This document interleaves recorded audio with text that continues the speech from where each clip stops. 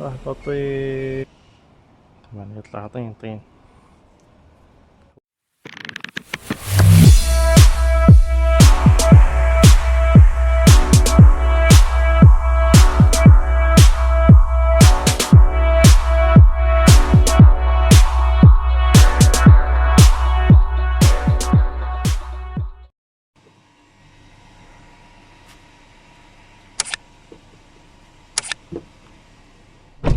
السلام عليكم شباب، ان شاء الله تكونون بخير.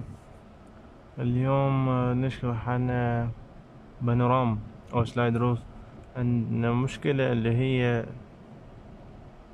يعني من تشغلها البانوراما ترجع لورا عادي طبيعي، بس من تريد ترجع على كيف ترجع، مرات ترجع بطيء تغفل، او مرات توصل حد معين وترجع لورا ما تغفل. فهو اغلب هذا العطل مشكلة انه يصير بالسكك تراب بالسكك، يعني هاي التراب تعيق عمل الموتور اللي يدفع البانوراما. يعني ان شاء الله انا راح اصورها شلون انظفها مع منتج معين. هسه راح اشوف لكم اياها هي شلون تشتغل. تفتح اول شي عادي طبيعية، تفتح. انا عندي ما عندي بيه اشكال. هاي كملت. هسه من اريد راح بطيء. شوفوها شلون على كيف تغفل هيج على كيف. هو المفروض سريعة انه تغفل، مرات انا ما تغفل، يعني توصل لهنا هذا الحد وترجع. مرات ارجعها بيدي يعني هيك شوي. شوفوا شلون بطيئة بطيئة كلش.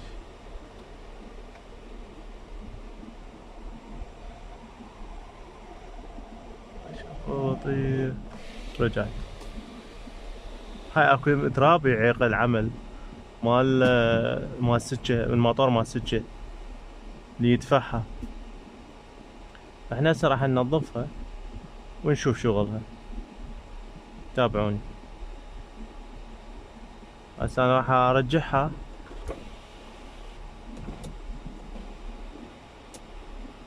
ارجعها بيدي. هو سبب هذا انه تنترك، ما نفتحها يعني كل فترة. شوف هسه بيدي وما رجعت.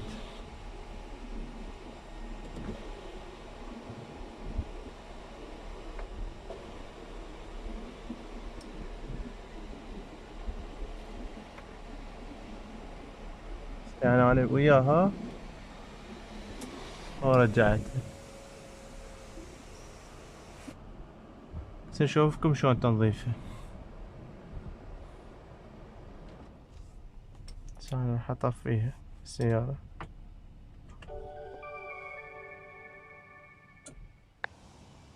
شباب احنا هسه عندنا هذا المنتج اللي هو المحلول اللي هو من ليكيو مالي، بس هو طبعا مو دعاية، بس هو منتج فعال.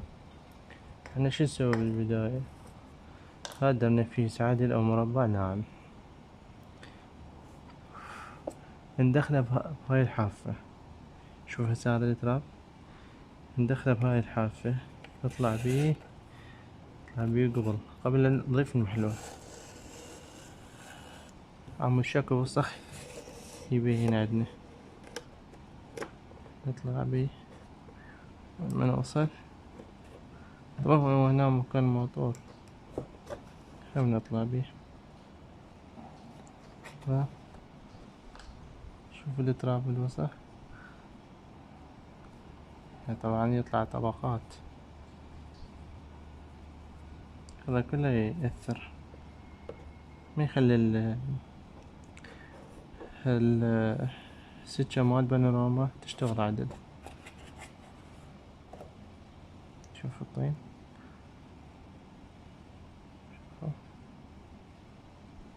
يعني فد شي غلط. طين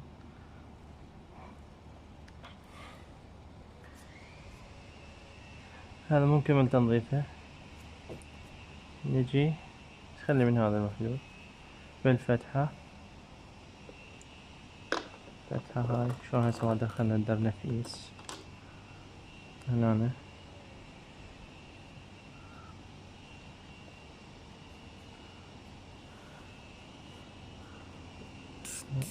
هون نبخ بيه هاي السكة بالمجرى مال السكة،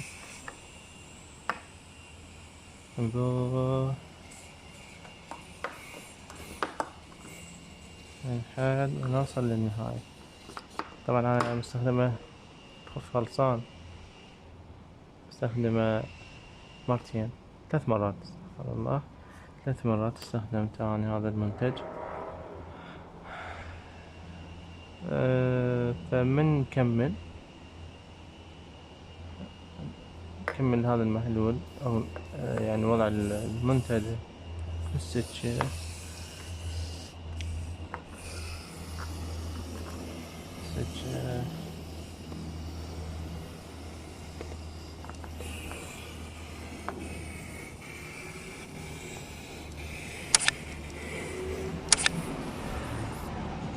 من الجهتين طبعا، هاي الجهة هيك الجهة.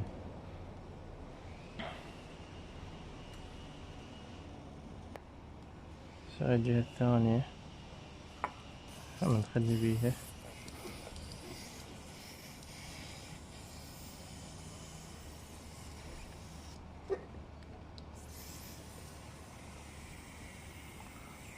خلي بيها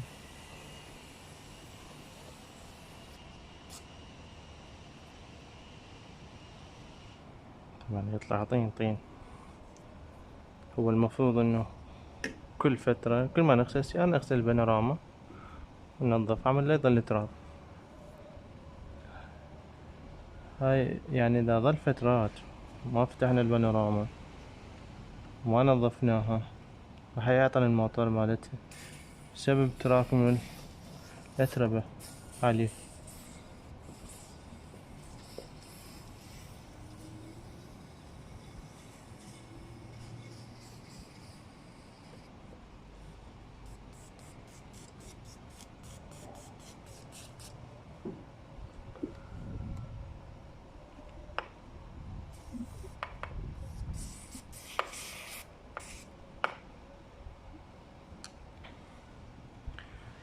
نشوف أنا هسه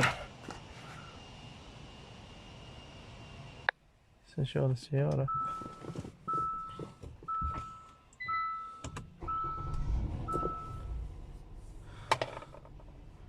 هذي كلها تراب صارت طريقة تبريد الخنقة.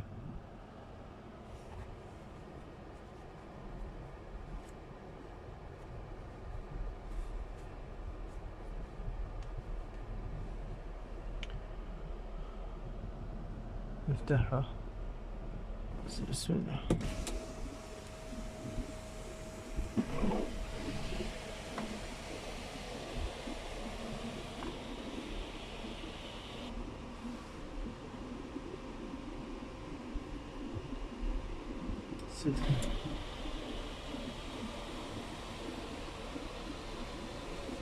شوف والله حلو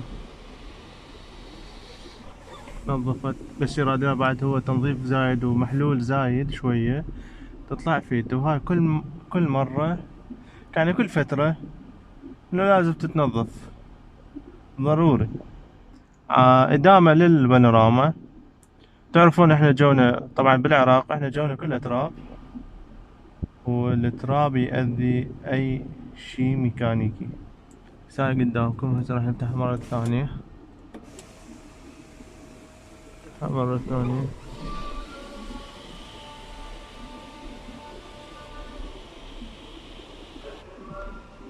سدها مرة ثانية.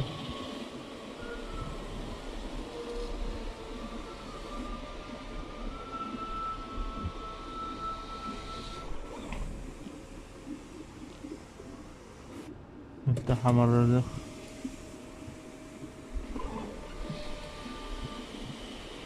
ما عليه شي، ظل افتحها اسدها، ظل افتحها اسدها، يتحرك نسدها. شوف سرعتها صارت ازيد من قبل التنظيف.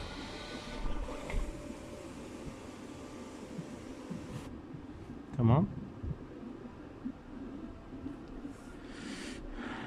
شكرا للمتابعة. طبعا هذا فيديو لكم استفادة منه.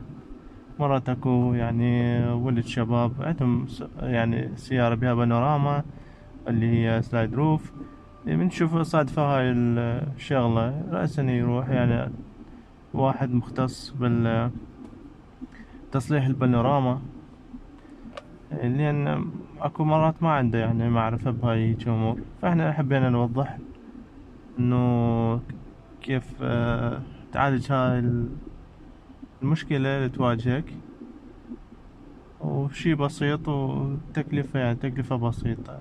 طبعا بالمناسبة سعر المنتج هذا تقريبا حوالي 15,000 أو 12,000 ما أتذكر بالضبط، ألف عراقي ما يعادل 10 دولارات، 12 دولار هيجي.